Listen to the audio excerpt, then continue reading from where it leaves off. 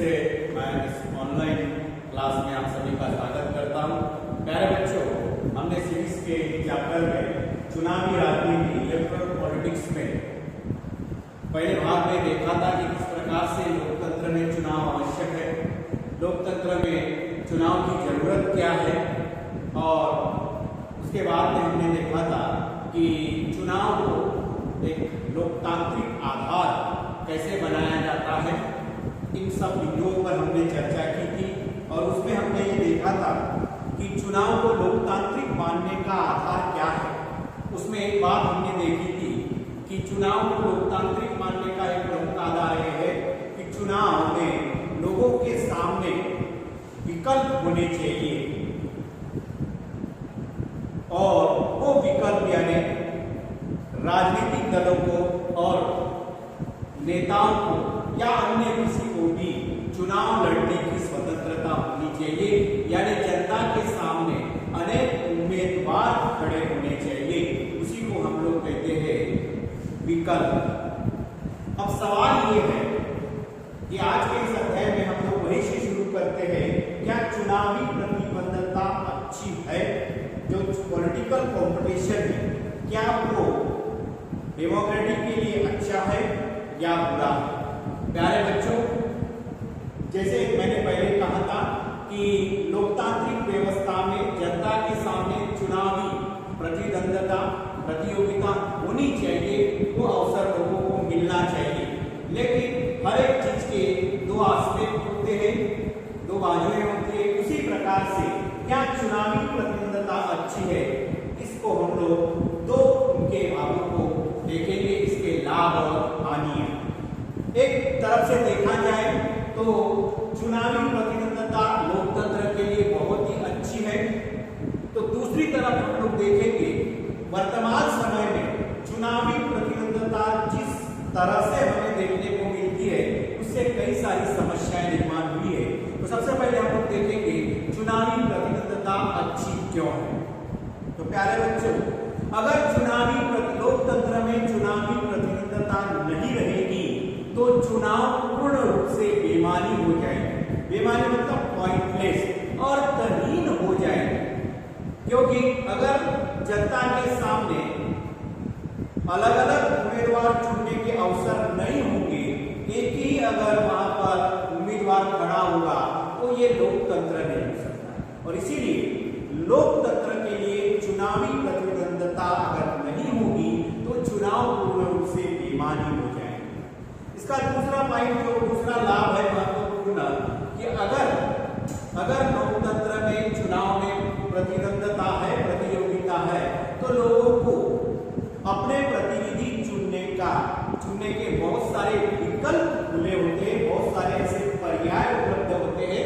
कि 10-12 कैंडिडेट से वो अपने पसंद से उम्मीदवार चुनने की उसे स्वतंत्रता मिलती है। तो इस प्रकार से दूसरा इसका महत्वपूर्ण लाभ है कि जनता को बहुत सारे विकल्प मिलते हैं अपने प्रतिनिधि चुनने का अगर प्रतिद्वंद्विता है।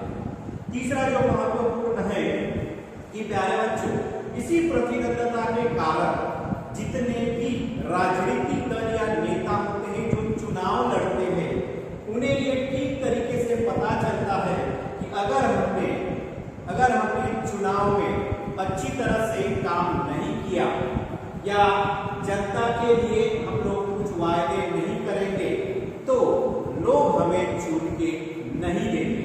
इस प्रकार से ये जो चुनावी प्रतिद्वंद्विता है ये राजनीतिक दल और नेताओं पर एक प्रकार से अंकुश लगाती है, क्योंकि जनता उन्हीं को चुनेगी जो अच्छा काम करेगी। और इसीलिए ये चुनावी प्रतिद्वंद्विता बहुत ही आवश्यक है।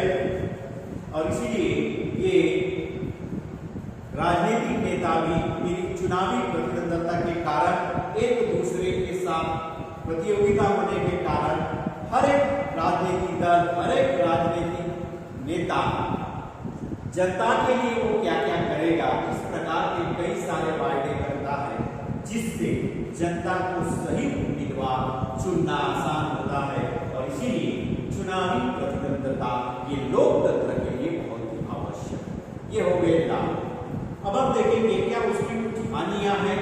हाँ, कुछ हानि है। वास्तविक रूप में अगर देखा जाए तो सामान्यतः कि चुनावी प्रतिद्वंद्विता के कारण क्या हो रहा है, हर एक बस्ती में, हर एक घर में जो होता है कि इसमें जो है राजनीतिक दलों का बंटवारा हो जाता है। जैसे एक ही घर में कोई व्यक्ति बीजेपी का समर्थक हो सकता है, कोई कांग्रेस का समर्थक हो सकता है, कोई वामपंथी दलों का समर्थक हो सकता है, कोई शिवसेना का हो सकता है, कोई राष्ट्रवादी कांग्रेस का हो सकता है। इस प्रकार से एक ही घर में, घरों में, बस्तियों में इस प्रकार से एक प्रकार से राजनीतिक बंटवारा होता है और ये राजनीतिक बंटवारा कभी-कभी संघर्ष में भी उसका रूपांतर हो जाता है और कई सारी समस्याएं निर्माण होती है। ये हम लोगों ने आम चुनाव में कई बार देखा और इसीलिए ये समस्या बन जाती है। इतना ही नहीं कि राजनीतिक प्रतिद्वंद्विता के कारण पार्टी पॉलिटिक्स शुरू हो जाती है। पार्टी पॉलिटिक्स मतलब होता है कि एक गांव में, बस्तियों में भी अलग अलग पार्टियों के समर्थकों के ग्रुप बन जाते हैं, उनके गुट बन जाते हैं और उन गुटों के बीच में कई प्रकार के संघर्ष होते हैं। ये भी हमारे लिए लोकतंत्र के लिए समस्या है, खतरा है।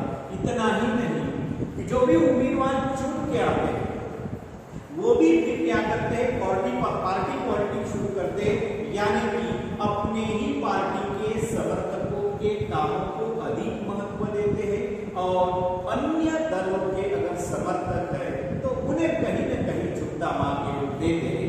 ये लोकतंत्र के लिए खतरा है, लोकतंत्र के लिए हानि है। इस प्रकार से और सबसे इंपॉर्टेंट बात कि चुनावी प्रतिद्वंद्विता लोकतंत्र के लिए कैसे नुकसानदायक है। आप लोग देखते हैं वर्तमान समय में हमारे राजनीतिक स्तर जो है वो बहुत ही गिरता जा रहा है कि जो भी राजनीतिक दल के नेता होते हैं एक दूसरे पर काफी आरोप लगाते हैं, प्रत्यारोप लगाते हैं। इतना ही नहीं, ये आरोप और प्रत्यारोप इतने निचले स्तर के होते हैं, इतने व्यक्तिगत एवं निजी स्तर पर आरोप प्रत्यारोप करते हैं, जिसके कारण समाज में एक घृणा और असंतोष का वातावरण में निर्माण हो जाता है। इस प्रकार से ये राजनीतिक प्रतिद्वंद्विता जब उसका अंतिम उसका जो रूप है, पूरा रूप जब दिखाती है तो ये लोकतंत्र के लिए घातक हो जाता है। इतना ही नहीं प्यारे बच्चों, इस चुनावी दौड़ में जीतने के लिए ये राजनीतिक दल गलत हथकंडों का प्रयोग करते हैं और ये गलत हथकंडे लोकतंत्र के लिए निश्चित रूप से लाभकारक नहीं है, उससे नुकसान ही होता है।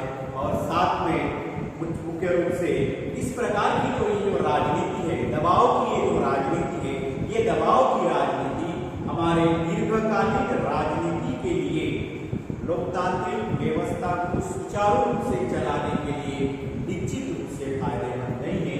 इस प्रकार से ये चुनावी प्रतिद्वंद्विता लोकतंत्र के लिए अच्छी भी है, लेकिन उसके कुछ नुकसान भी है। ये बहुत महत्वपूर्ण बात यहाँ पर आपको ध्यान में रखना होगा। अभी हम लोग देखेंगे कि सामान्यतः इस प्रकार के नुकसान को कब कैसे किया जाए। तो वेरी सिंपल, सबसे पहला तो कारण आप जानते हैं कि नेताओं के चरित्र में सुधार करना और सुधार करके उन्हें जनता की सेवा भाव के लिए तैयार करना, ये एक कर सकते हैं, लेकिन ये व्यक्तिगत स्तर पे है, इसलिए हम लोग केवल आशा कर सकते हैं। दूसरा जो इम्पोर्टेंट जो जनता के हाथ में है, उसके कारण भी इस प्रकार से राजनीतिक प्रतिद्वंद्विता से होने वाले नुकसान को कम करने के लिए एक महत्वपूर्ण जो अस्त्र है, शस्त्र है, वो है जनता के हाथ, और वो है पुरस्कार और दंड की नीति। अब ये क्या है पुरस्कार और दंड की नीति? तो प्यारे बच्चों, पुरस्कार मतलब जो राजनीतिक दल अच्छा काम करेगी उसे आने वाले चुनाव में उसको जीत के देना है, ये हो गया पुरस्कार। और दंड मतलब जो राजनीतिक दल इस प्रकार से लोकतंत्र में गलत हथकंडे अपनाएंगे, गलत प्रचार करेंगे, गलत काम करेंगे, तो उन्हें चुनाव में परास्त करना, पराभूत करना, इस प्रकार से उसको दंडित करना, यही नीति है जो कि पुरस्कार और दंड की नीति के जरिए भी इस प्रकार के नुकसान को हम लोग कम कर सकते। अभी हम लोग देखेंगे प्यारे बच्चों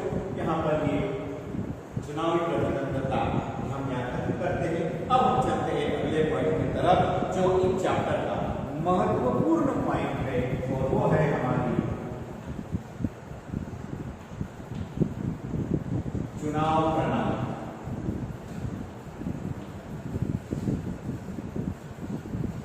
इलेक्शन प्रोसेस को हम लोग देखेंगे या इलेक्शन सिस्टम ऑफ इलेक्शन, हमारी चुनाव प्रणाली, चुनाव प्रक्रिया कैसे होती है, इसके बारे में हम लोग देखेंगे। आप लोग जानते हैं कि सामान्यतः हमारे देश में 5 वर्ष के बाद लोकसभा, विधानसभा व स्थानीय इकाइयों का चुनाव होता है। एक निश्चित समय के बाद में चुनाव होता है। सामान्यतः ये चुनाव जो होते हैं, ये चुनाव 2 प्रकार के चुनाव होते हैं।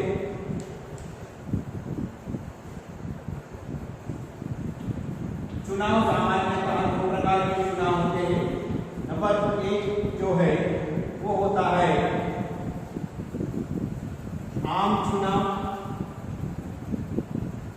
जनरल इलेक्शन कहते हैं इसको, और दूसरा होता है उपचुनाव, बाई इलेक्शन। आम चुनाव किसे कहते हैं?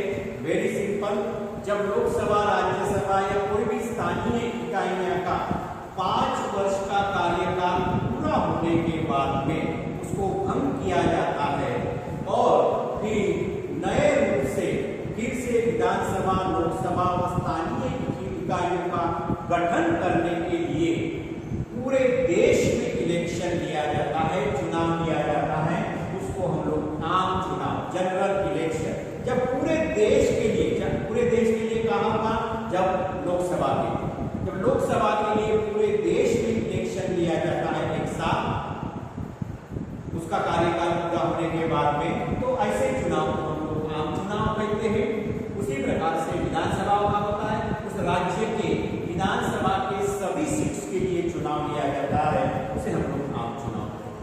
उपचुनाव है जब चुनाव होने के बाद, जनरल चुनाव के बाद में अगर कोई सदस्य, चाहे वो लोकसभा का हो, चाहे विधानसभा का हो, या चाहे स्थानीय नगरपालिका, नगर निगम का हो, तो विधानसभा या लोकसभा का अगर कोई सदस्य की मृत्यु हो जाती है या वो अपने पद से इस्तीफा दे देता है या त्याग पत्र दे देता है, तो केवल उसी क्षेत्र के लिए जब चुनाव किए जाते हैं उसे उपचुनाव कहते हैं, बाई इलेक्शन कहा जाता है। ये केवल किसी क्षेत्र के किसी सदस्य की मृत्यु अथवा उसके त्याग पत्र के कारण जब जगह खाली हो जाती है, तब ऐसे जगह के लिए केवल चुनाव लिया जाता है, उसे उपचुनाव कहते हैं। तो इस प्रकार से भारत में वर्तमान समय में इस 2 प्रकार के चुनाव होते हैं। अब हम देखेंगे कि सामान्यतः हमारे भारत के अलग अलग चुनाव कैसे होते हैं,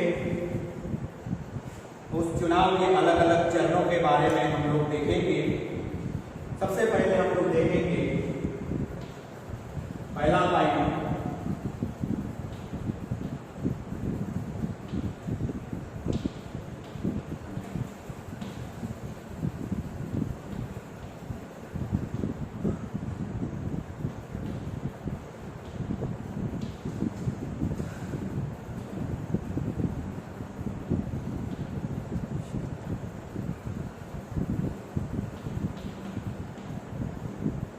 तो हमारे चुनाव प्रणाली में अलग अलग चरण होते हैं। उन सभी चरणों को एक एक करके हम लोग अध्ययन करेंगे। तो सबसे पहला चरण है चुनाव क्षेत्रों का निर्माण करना।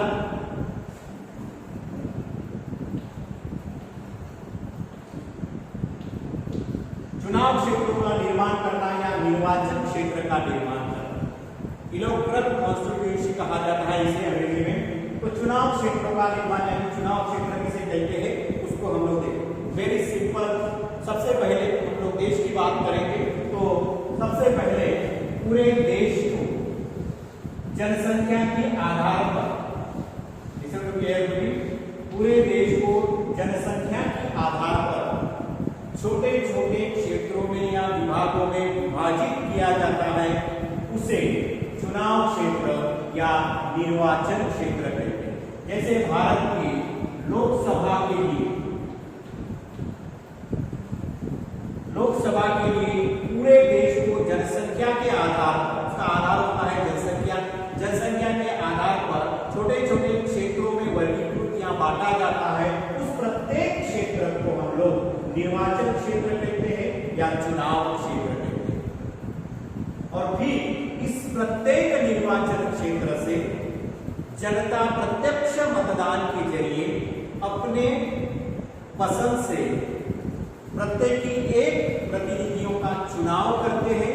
उस चुने हुए प्रतिनिधियों से ही हमारी बनती है लोकसभा, और लोकसभा में जिस राजनीतिक दल को बहुमत होगा उस राजनीतिक दल की सरकार बनती है, जिसको हम लोग आगे के चैप्टर में पढ़ेंगे। केवल आपको इतना ही ध्यान में रखना है चुनाव क्षेत्र का निर्माण कैसे किया जाता है।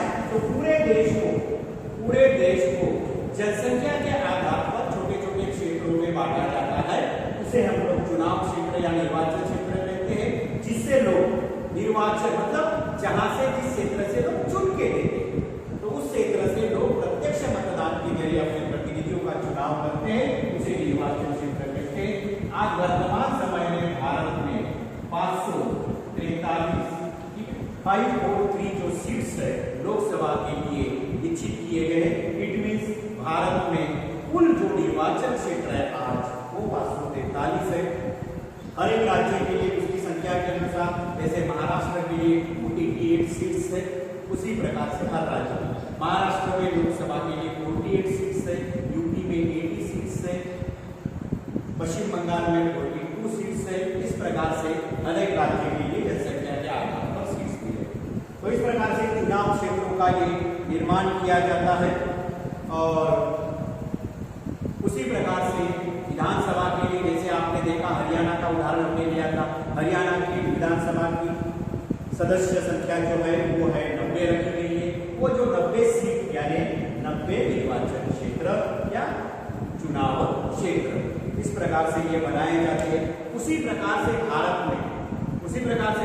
में पंचायत राज व्यवस्था के तहत स्थानीय इकाइयों का भी सेल्फ गवर्नमेंट जो होती है, लोकल सेल्फ गवर्नमेंट, जिसमें सामान्यतः गांव स्तर पर ग्राम पंचायत, तालुका स्तर पर पंचायत समिति, जिला स्तर पर जिला परिषद, उसी प्रकार से शहरी क्षेत्र की भी लोकल सेल्फ गवर्नमेंट होती है, जहां पर छोटे शहर के लिए नगर पालिका और बहुत बड़े शहरों के लिए नगर निगम म्युनिसिपल कॉर्पोरेशन होती है। इस प्रकार से वहां पर भी जब सदस्यों का चुनाव किया जाता है, उसी प्रकार से निर्वाचन क्षेत्र बनाए जाते हैं। सामान्यतः जो नगर पालिका ग्राम पंचायत जो होते हैं, उनके निर्वाचन क्षेत्र को सामान्यतः वार्ड कहा जाता है, और जो नगर निगम होता है उसके निर्वाचन क्षेत्र प्रभाग कहा जाता है। इस प्रकार से ये प्रचलित शब्द है। ग्राम पंचायत के इस वार्ड से ये चुन के आ गया, नगर पालिका या महानगर पालिका में जो है या नगर निगम में इस प्रभाग से ये चुन के आ गए। इस प्रकार के शब्द हम लोगों ने इसके पहले सुने थे। तो इस प्रकार से ये चुनाव क्षेत्र बनाया जाता है।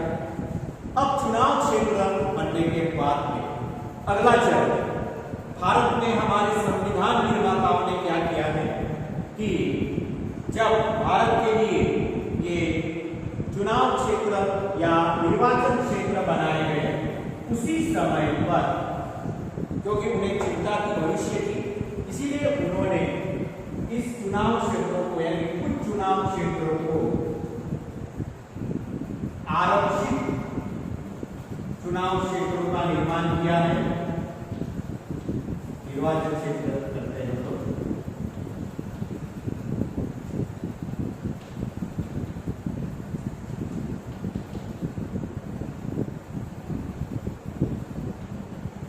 ये इसी से रिलेटेड है।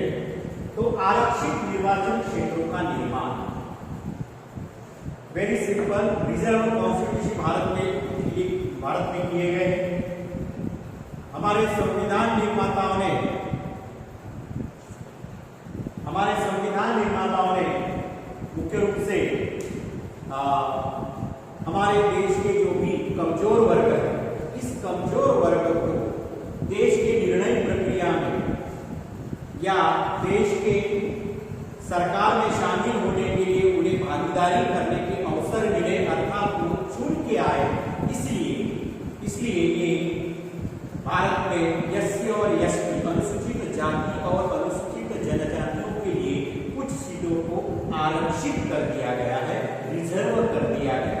ये इसलिए किया गया कि हो सकता है एक तरफ हमने स्वतंत्र चुनाव प्रणाली, मुक्त चुनाव प्रणाली, मतलब किसी को भी चुनाव लड़ने का अधिकार दिया है, लेकिन देश में हो सकता है कि जिनके पास संसाधन अधिक है, अमीर वर्ग के लोग हैं, जिन्हें समाज में अधिक प्रतिष्ठा है, हो सकता है ऐसे लोग ये कमजोर वर्गों को चुन के न आने दें, या ये लोग जो कमजोर वर्ग के लोग हैं उनकी शिक्षा, उनके पास संसाधनों का अभाव और जनसंपर्क कम होने के कारण शायद लोग भी उन्हें न जाने और न चुन के लिए ऐसे समय में देश का एक बहुत बड़ा समुदाय देश की निर्णय प्रक्रिया में भागीदारी करने से वंचित हो जाएगा।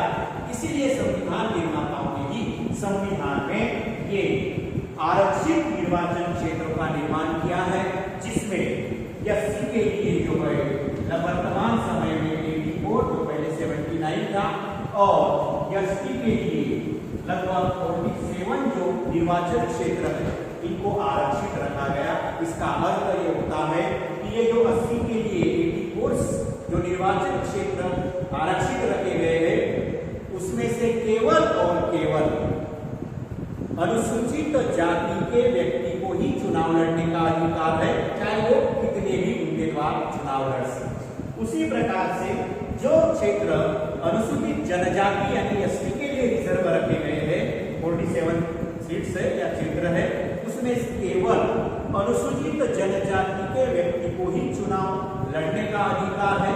स्वाभाविक रूप से वहां पर एसटी का ही कैंडिडेट चुन के आएगा।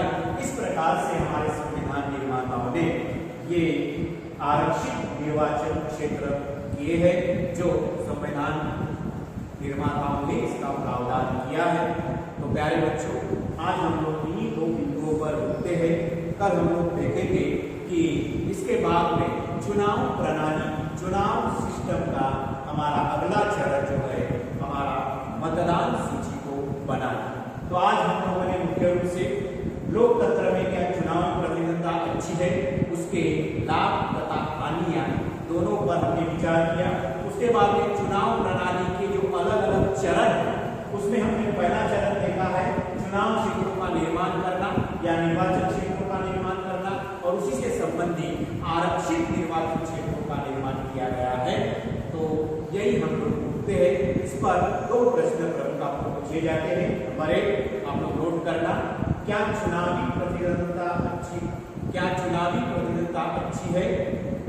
पक्ष विपक्ष में तर्क दीजिए, और इसको हम लोग आगे देखेंगे। लेकिन इसमें एक प्रश्न आपको लिखना है कि निर्वाचन क्षेत्र से आप क्या समझते हो, या निर्वाचन क्षेत्रों का निर्माण कैसे